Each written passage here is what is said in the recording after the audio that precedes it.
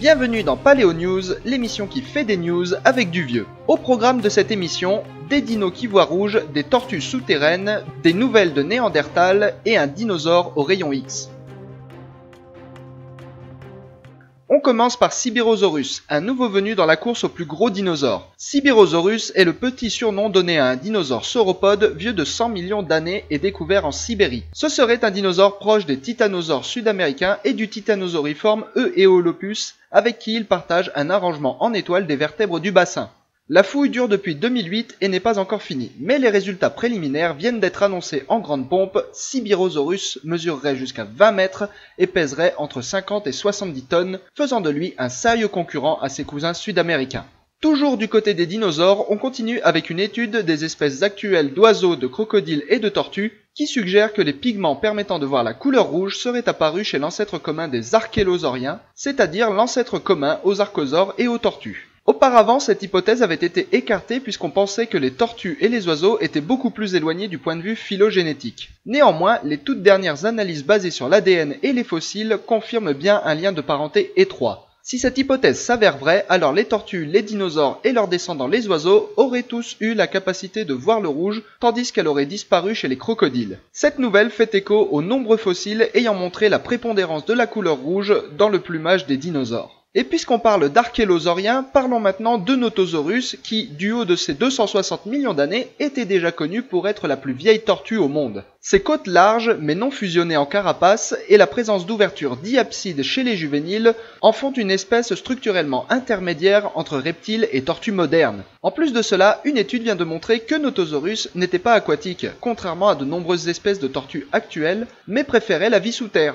À l'appui de cette hypothèse, les auteurs pointent du doigt de nombreuses adaptations à la vie souterraine, comme la robustesse de ses membres qui lui permettaient de creuser ou la petite taille de ses yeux. Cette vie ensevelie expliquerait l'origine des nombreuses caractéristiques mystérieuses des tortues actuelles, comme la perte des fosses diapsides, à l'instar d'autres reptiles fouisseurs comme les amphisbènes. La carapace, quant à elle, serait apparue non pas à des fins de protection comme on pourrait le croire, mais pour assurer plus de stabilité lors du creusement des galeries. Restons enfin dans les galeries et les grottes avec la chaîne YouTube de Universcience qui nous rappelle les plus récentes découvertes faites à propos de l'homme de Néandertal, sa biologie, sa génétique, ainsi que les structures en cercle de la grotte de Bruniquel dans 2 vidéos courtes et accessibles à tous. Les liens apparaissent ici et seront dans la description, c'est que du bon.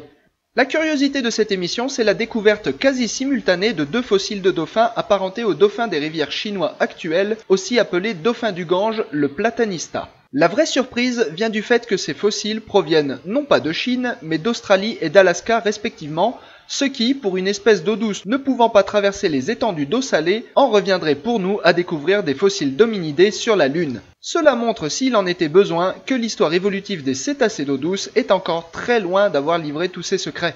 Dans la rubrique Vintage, aujourd'hui, nous revenons en 1940. L'objet vintage de cette émission, c'est Menatotherium, le squelette presque entier d'un petit primate découvert avec l'empreinte de ses poils dans un village de l'Allier, Mena, dont il tient son nom. Il fut découvert en 1940 dans des dépôts formés par d'anciennes cendres volcaniques de plus de 50 millions d'années, ce qui fait de lui le plus vieux primate jamais retrouvé en France et certainement le plus ancien d'Europe. Il est plus vieux même que le célèbre squelette de Ida, son homologue allemand avec qui il partage son état de conservation exceptionnel. Après que son découvreur Louis Piton est décédé suite à sa déportation durant la Seconde Guerre mondiale, Menatotherium a suscité l'intérêt des plus grands noms de la paléoprimatologie de la deuxième moitié du XXe siècle, Simpson, Russell ou bien encore Gingerich. Aujourd'hui, Menatotherium a été renommé Plesiadapis et son fossile pique toujours au vif la curiosité des chercheurs, notamment au Muséum d'Histoire Naturelle de Paris.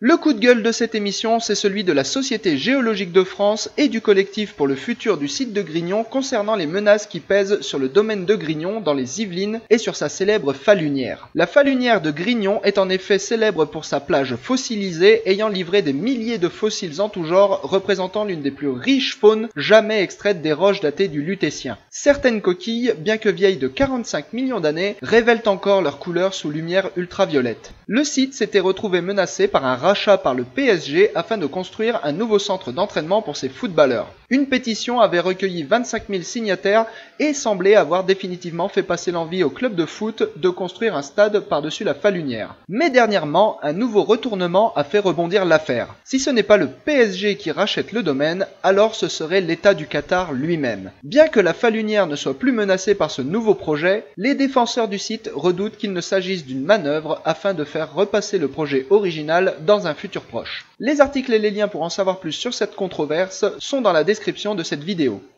L'invité de l'émission aujourd'hui, c'est la paléontologue sud-africaine Kimi Chappell qui est récemment passée en France au synchrotron de Grenoble afin de passer aux rayons X un magnifique squelette du dinosaure ornithischien Heterodontosaurus. Elle nous explique dans quelles circonstances elle et son équipe en sont venus à passer un fossile comme celui-là dans un accélérateur de particules comme le synchrotron et quelles sont les informations qu'ils espèrent tirer de ce scan. Alors on a été au synchrotron, donc il y a deux raisons. Parce qu'il y a deux autres façons d'étudier un spécimen. La première, c'est donc de préparer le spécimen et de préparer tous les os.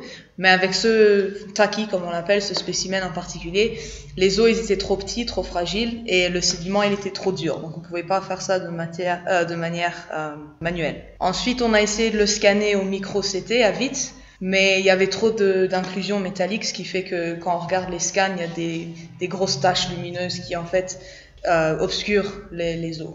Donc le synchrotron permet de retravailler ces scans pour éliminer ces taches lumineuses. Et aussi le contraste entre les os et le sédiment n'était pas suffisant que pour faire les reconstructions avec le micro-CT, et la phase de contraste au synchrotron permet de bien délimiter les os dans le sédiment. Heterodontosaurus est un des plus petits dinosaures herbivores. En général, les animaux qui ont ce genre de dentition ont des dents de remplacement. Et ça, on n'en a pas encore trouvé dans Heterodontosaurus. Donc, on voulait regarder les dents de remplacement.